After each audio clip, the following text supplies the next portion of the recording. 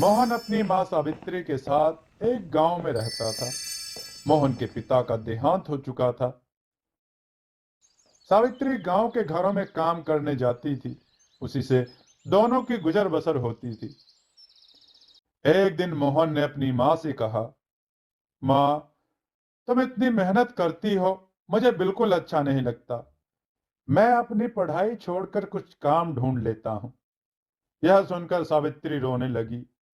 उसने कहा, बेटा, कुछ दिनों की बात है। तू पढ़ लिख कर अच्छी नौकरी करने लगेगा तो मुझे काम करने की क्या जरूरत पड़ेगी। फिर मैं तेरी शादी कर दूंगी। बहू के आने पर मुझे आराम ही तो करना है। तू अभी अपने पढ़ाई पर ध्यान दे। मोहन मां को बहुत समझाता है, लेकिन सावित्री उसकी बात नहीं मानती। उसे उम्मीद थी कि मोहन पढ़ लिख कर बड़ा आदमी बन जाएगा। इसी तरह कुछ साल बीत गए। मोहन की पढ़ाई पूरी हो गई। उसे नौकरी भी मिल गई। एक दिन मोहन घर आया और उसने अपनी मां से कहा, मां, अब काम पर जाने की कोई जरूरत नहीं है। मेरे अब बहुत अच्छी नौकरी लग गई है। अब तुम आराम करो। सावित्री उसकी बात मानकर काम छोड़ देती है। कुछ दिन बाद मोहन के लिए एक बड़े घर से रिश्ता आया। सावित्री बहुत खुश हुई। उसने खुशी खुशी मोहन का विवाह कर दिया। अपनी नई बहू रेखा को पाकर सावित्री बहुत खुश हुई। वह अपनी बहू को कोई काम नहीं करने देती। सारा काम स्वयं करती। रेखा सारा दिन बैठी रहती। एक दिन मोहन ने अपनी मां से कहा, मां, तुम रेखा से भी कुछ काम करवाया करो। इस उम्र में तुम काम करती हो और रेखा बैठी रहती है। यह सुनकर रेखा ने कहा, मैंने तो माँ जी से कितनी बार कहा है, मुझे काम करने दिया करो, लेकिन ये सब काम अपने आप करना चाहती हैं। मोहन के कहने पर रेखा अगले दिन से सावित्री के साथ घर के काम करने लगी। कुछ दिन बाद सावित्री की तबीयत खराब रहने लगी। अब सारा काम रेखा को करना पड़ता था। कुछ दिन बाद रेखा का स्वभाव बदलने लगा।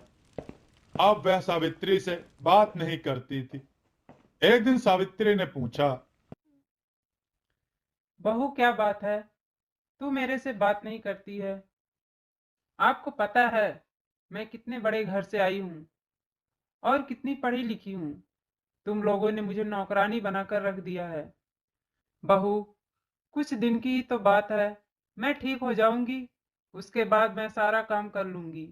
लेकिन अभी तो मैं बिस्तर से उठ भी नहीं पा रही हूँ। हाँ हाँ, ये सब बहाने मैं खूब समझती हूँ। मैंने काम करना शुरू किया तो आपने सारा काम मेरे ऊपर डाल दिया। यह कहकर रेखा अपने कमरे में चली गई। उस दिन उसने खाना भी नहीं बनाया। शाम को जब मोहन घर आया, तब रेखा ने कहा, सुनो जी, मैं इतना काम नहीं कर सकती, इसलिए मैं अपने पिता के घर जा रही हूँ। तुम्हें अपनी माँ की सेवा करनी है तो करो, मुझसे यह सब नहीं होगा। यह सुनकर मोहन गुस्से में बोला, मैंने शादी अपनी मां को आराम देने के लिए की थी।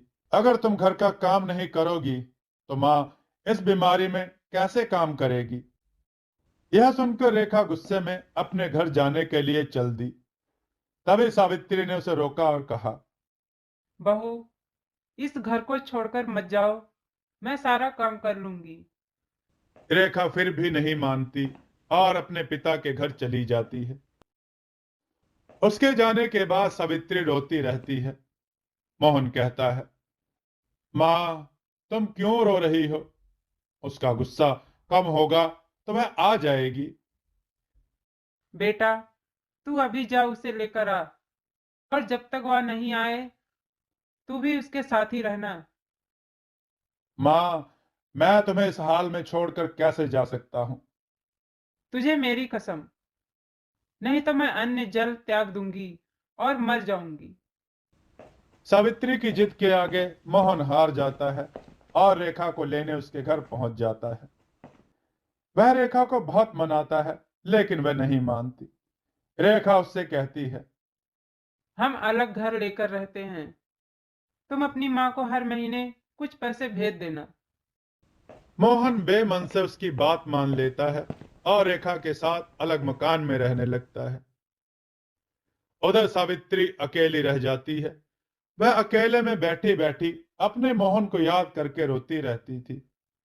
एक दिन सावित्री के घर पर कोई दरवाजा खटखटाता है। सावित्री दरवाजा खोलती है तो देखती है सामने रेखा का भाई राजेश अपनी पत्नी के साथ खड़ा था। वे दोनों अंदर आकर सावित्री से पूछते हैं, माँ जी, दीदी कहाँ है? सावित्री उसे सारी बात बता देती है। यह सुनकर राजेश कहता है, मैं तो अपनी पत्नी के साथ शहर में रहता हूं। आज दीदी से मिलने का मन बहुत हुआ तो यहां चला आया, और इतनी बड़ी बात मेरे माता पिता ने मुझे नहीं बताई। माँ जी, मैं सोच भी नहीं सकता था मेरी बहन ऐसा करेगी। कुछ दिन बाद रेखा अपने पिता के घर जाती है। वहां उसे राजेश और उसकी पत्नी मिलते हैं। रेखा अपने भाई भाभी को देखकर बहुत खुश होती है और कहती है, भैया, आप कब आए? मुझसे मिलने क्यों नहीं आए? और माँ पिताजी कहाँ हैं? मेरी पत्नी माँ पिताजी के साथ नहीं रहना चाहती थी, इसलिए मैंने उन दोनों को घर से निकाल दिया, और तो भी अब कभी यहां मत आना। यह सुनकर रेखा के होश उड़ जाते हैं। वह रोने लगती है और कहती है, भैया, आप मुझसे इतना प्यार करते थे। आप कैसी बात कर रहे हो? और इस उम्र में माँ पिताजी कहाँ जाएंगे? आप उनके साथ ऐसा कैसे कर सकते हैं?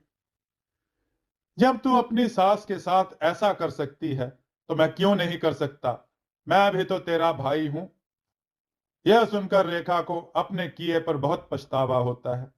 वह भागकर अपने घर पहुंच जाती है और मोहन के पैरों में गिर जाती है। मोहन के पूछने पर वह सारी बात बता देती है और कहती है, मुझे माफ कर दो और माँ जी के पास ले चलो मुझे।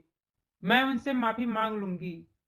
मेरे किए की सजा मेरे माता पिता को भुगतनी पड़ रही है। ना जाने वे किस हाल में होंगे। मोहन रेखा को लेकर अपने घर पहुंच जाता है। घर में घुसते ही रेखा सावित्री के पैरों में गिर जाती है और अपने किए व्यवहार के लिए माफी मांगती है। तभी दूसरे कमरे से राजेश अपनी पत्नी और माता पिता के साथ बाहर आता है। उन्हें देखकर रेखा रोने लगती है। तब राजेश उसे बताता है, उसने माता पिता को छुपा दिया था ताकि तुझे तेरी गलती का एहसास हो सके। राजेश के माता पिता भी सावित्री से माफी मांगते हैं। इस तरह मोहन, रेखा और सावित्री तीनों खुशी खुशी रहने लगते हैं।